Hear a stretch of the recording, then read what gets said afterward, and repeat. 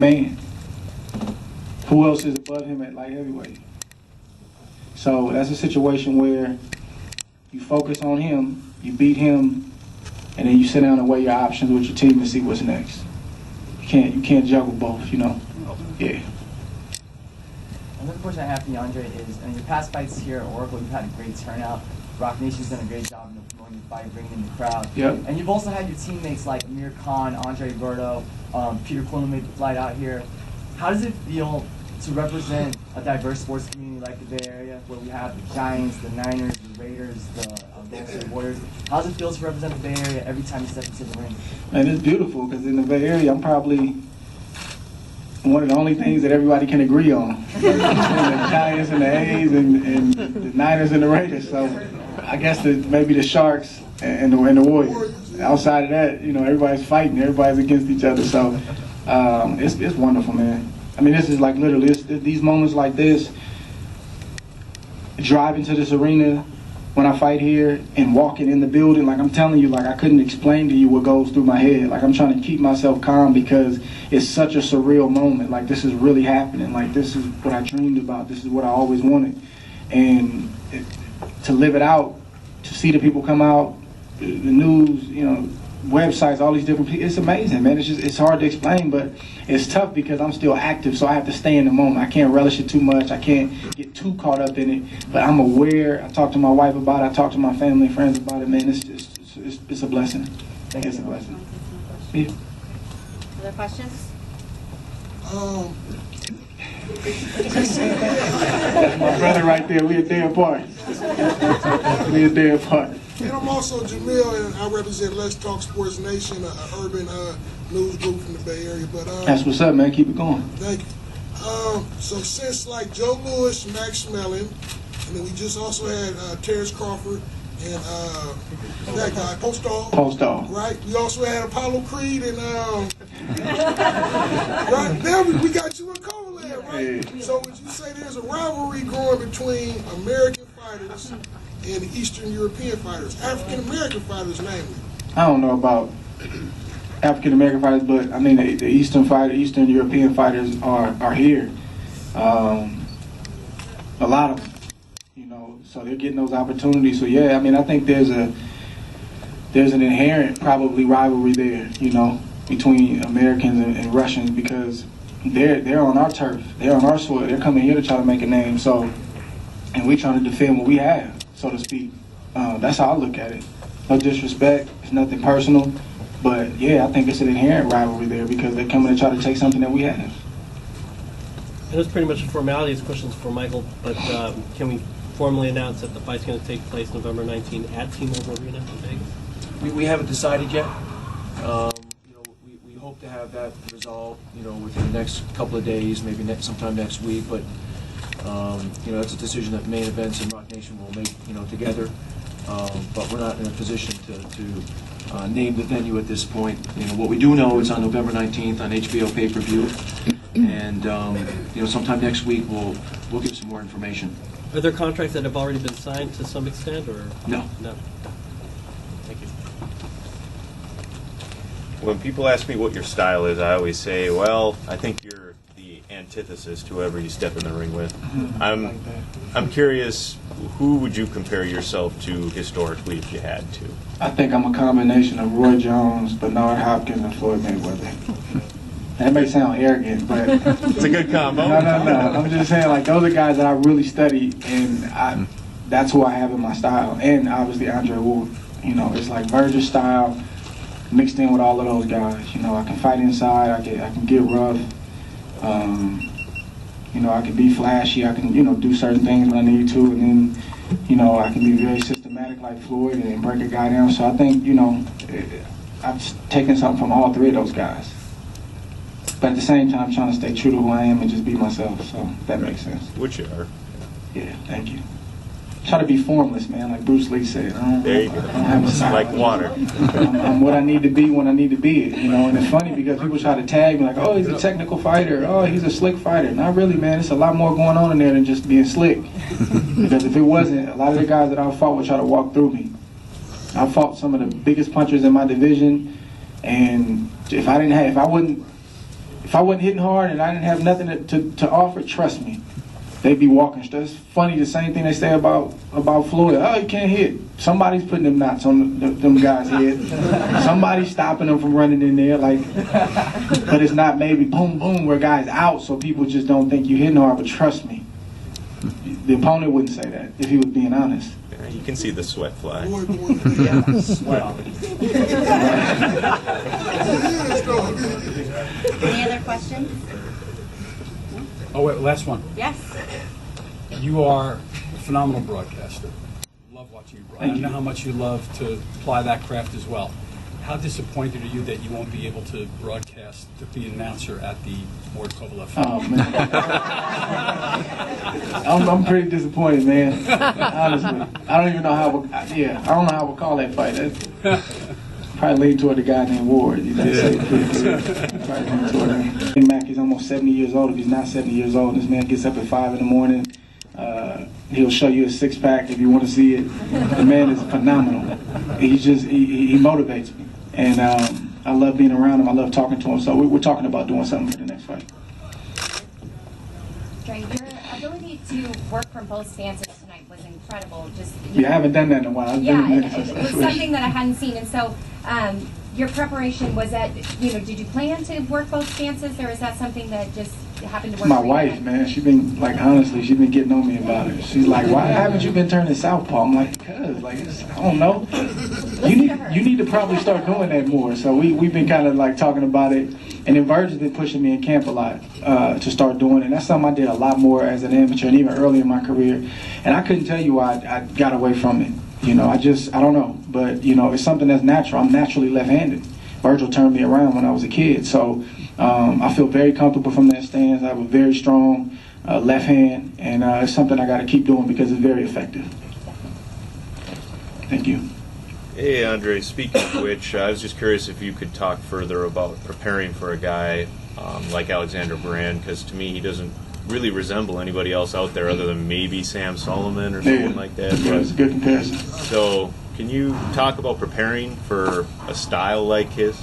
I mean, you try to get we had good sparring. We had some different looks. I think the kid's different looks. We had some tall guys. We had, several guys that were his height that, fought similar, who, were tough and threw wide punches and hard punches. And, you do the best you can to get guys that are compatible and guys that are similar. But it's like I told the HBO crew yesterday, this wasn't the top guy on my list. He's a very awkward guy. I expected actually it to be an ugly fight, and I expected him to be doing a lot more mauling and holding. But I said I have to figure it out. Like a top fighter, you have to figure it out. There's no excuses. Like if I'm fighting a brawler, a short guy, a rangy guy, if you want to be the best, you have to find a way. So we found a way tonight. Again, I wanted to get a knockout. I wanted to stop him. I wasn't able to do that, but I am happy I got another 12 rounds under my belt. Congratulations, Andre, on your fight. Thank you. My name is Tone with T1 Visuals. You think after the Sergey fight, will you still, if you're successful, are you still going to continue to fight at the Oracle, or the rest of your fights are going to be towards Vegas or the Barclays Center? I'm never abandon Oracle. I think, we're able to take care of our business in November. We're just going to be in a stronger position. That's all that means, and of course it's a business aspect of it, but my team knows how I feel about, my hometown and my home area. I'm going to never abandon Oracle, ever. And I'll never apologize for fighting here either.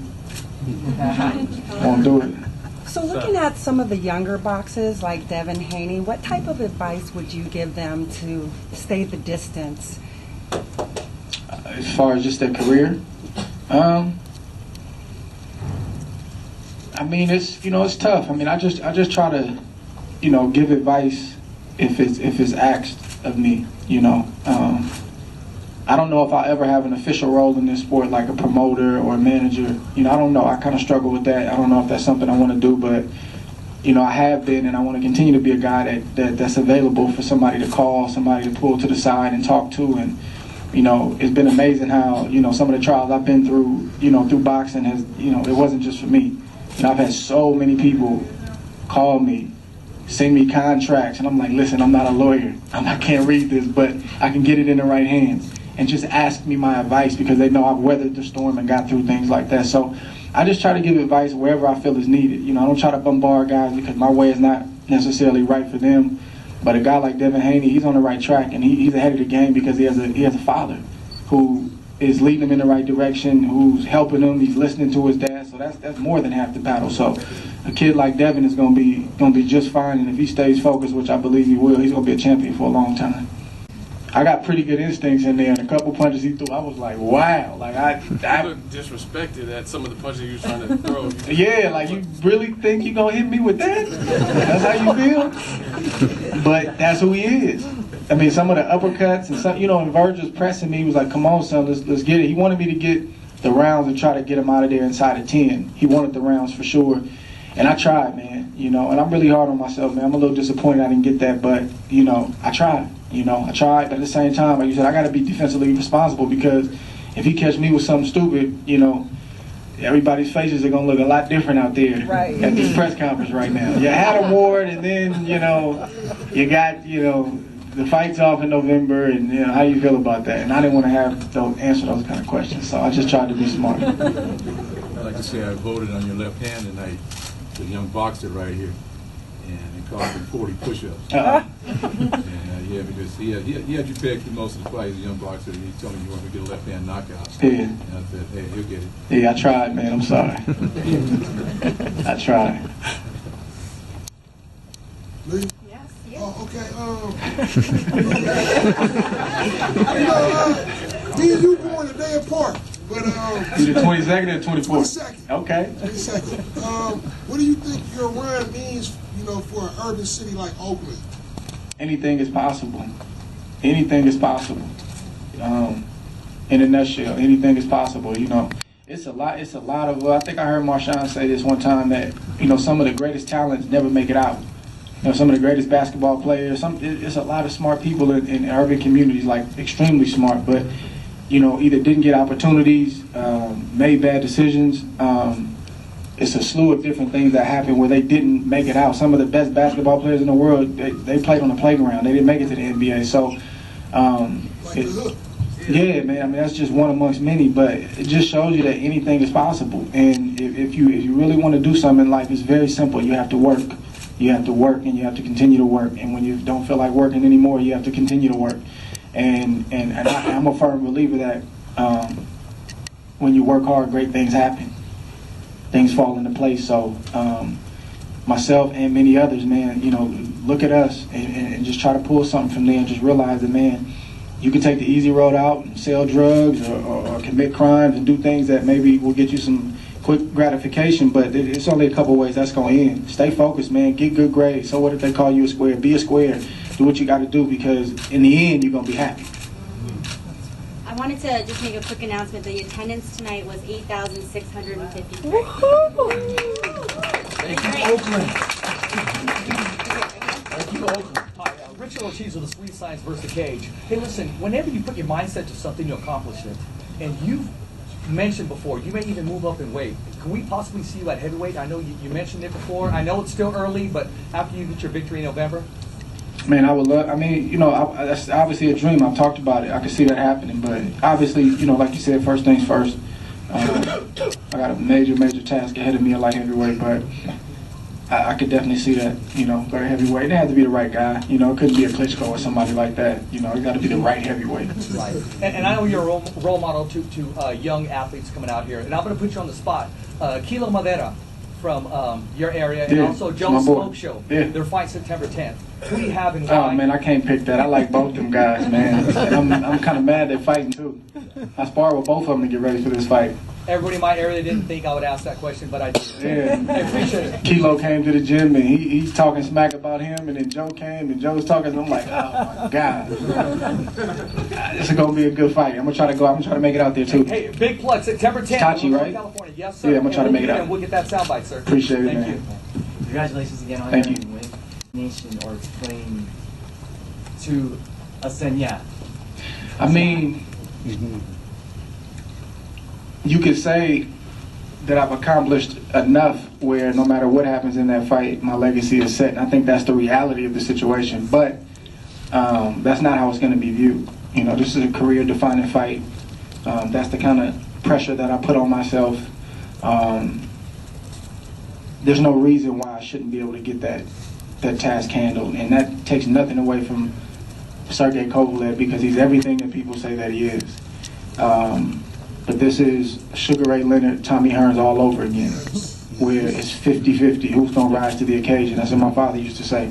And, you know, I plan on doing that. It's going to take a lot of work. But I'm willing to go through whatever I got to go through to get where I'm trying to get. Andre, you're an old school fighter, and I always feel like no one ever gives you the respect for the Chad Dawson win. And you've got that one. Is Sergey to you kind of like the old school mentality, that real big fight like you were alluding to, that all the old guys used to take on? Yeah, it's a new age in boxing, kind of based on how the monopoly board is set up with managers and certain promoters and different things like that, and that's fine. You know, I'm all for guys, you know, getting paid more money and maybe taking less risk, because typically it's the other way around. They're taking heavy risk and not getting compensated equally. So, you know, there's a place for that. And then there's a place for guys saying, okay, you know, get the money right, and I fight the best guy out there. So I'm not saying I'm the toughest guy on the block. I'm just trying to do my part. This is my race, and I'm trying to finish my race and finish it strong. And I'm trying to be great, man. You know, some people say, oh, you're already great, but I don't look at it like that. You know, I have a lot of work to do, because when I'm finished, I want to look back and say, man, I didn't waste a day. I didn't squander a fight. I didn't squander a training camp. It's a tough business, man. I've been doing this 22 years. It's a long time. That's a lot of training camps. That's a lot of miles that I've ran. That's a lot. So when you go into a fight like in November, it's not just, I mean, I've been groomed for these moments since I've been a kid. So, yeah, we got to go to training camp. Yeah, we have to shift our focus on one guy. But this is what I've been groomed for. This is what I've sacrificed for all my life, to be able to be that guy in that moment. And that's what I'm going to be working towards. Hey, Andre, congratulations on tonight. Thank you. One of the undercard fights tonight featured a local young lady, Raquel. How did she do? Could you give us a comment? She won? Your thoughts Okay, on her fight? Can you give us some thoughts about her? I didn't see it, but I'm so happy she was on the card, though. I think she was a late addition. She was. I'm so happy she was on the card. Number one, for her being, you know, Bay Area native, and getting that you know, that shine, and just getting opportunity. You guys would be shocked, man. It's hard to, women don't get opportunities like that. And you know, kudos to Rock Nation for giving her the opportunity and giving a female fighter an opportunity like that, because they I'm telling you, the women, man, they sacrifice like we sacrifice, and they're fighting for respect, and they just don't get it. And people say there's no market for it, but for somebody like Rock Nation to take a chance on them and say, okay, we're going to create a market, man, that's a blessing. So I was so happy when I heard she was on the card. I'm glad she won, and I'm sure she's going to get more opportunities. Andre, your performance tonight, your defense really stood out. I mean, my peers and I, we cover fights day in and day out, and I know there was a couple of moments where I was sitting next to people and we went, woo! You know, I was doing that too in my head. They just throwing some stuff at me, boy. I was like, woo! But your ability, you know, to avoid the punches, your defense was just masterful, and, you know, that whole make them miss, make them pay mentality, your accuracy was just something of greatness tonight. So I have to ask you, when you have that momentum going into the Kovalev fight, do you think that those two things, both your accuracy and your defense, are kind of your edge going into Kovalev? I don't know if it's an edge, but it's definitely an asset. You know, it's definitely, I mean, that's just part of who I am. You know, I feel like I'm not going to give you anything for free. If you hit me, you're going to earn it. That's the way it's got to be. I'm not a punching bag. You know, I got great legs, and I'm going to use them. And I don't run. You know, I'm not a runner, but it's about angles and, you know, just inches. And as you get older, you know, you saw in Floyd's career, like, he moved a lot early. And then he realized I don't have to move like that. I just take a half step back, boom, I hit you, and, you know, that discourages you from throwing punches. And I'm getting into that mode where I don't have to move as much. I move just enough. I do just what I have to do. So I don't know if it's an edge. It's just something that he's going to have to deal with, just like there's things on his side that I got to deal with. And, you know, we got to see. We got two great trainers, and it's going to be a great fight, man. It's the biggest fight in boxing, hands down.